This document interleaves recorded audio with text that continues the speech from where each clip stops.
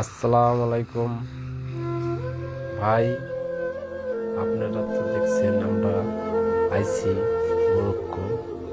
Morocco থেকে স্পেনের উদ্দেশ্যে রওনা দিছি।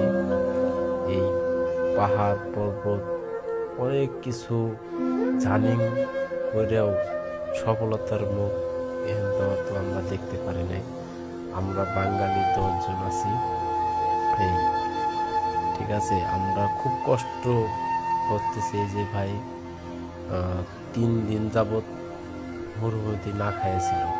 তারপর এক অন্য এক যাত্রীকে পানি এবং খাবার দিছে।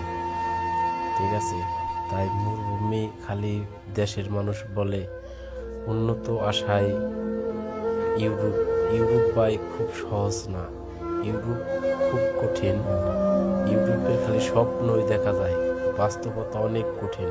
বাস্তবতা করতে গেলে অনেক ঝড় এবং কষ্ট বয়ে যায় জীবনের উপর দিয়ে। এই জন্য দুবাই থেকে মরক্কো দালালের ছলাকলায় মরক্কো আইছি।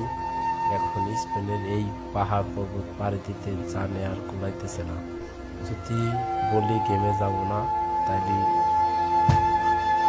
অত্যাচার এবং অনেক কিছুই হয়ে যায়।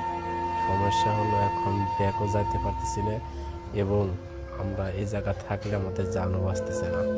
আমরা এখন কি করব? যদি আপনাদের সামনে এই ভিডিওটা পড়ে, তাইলে আপনারা কোনো ভাই এবং বিরাদারকে আসতে দিয়েন না।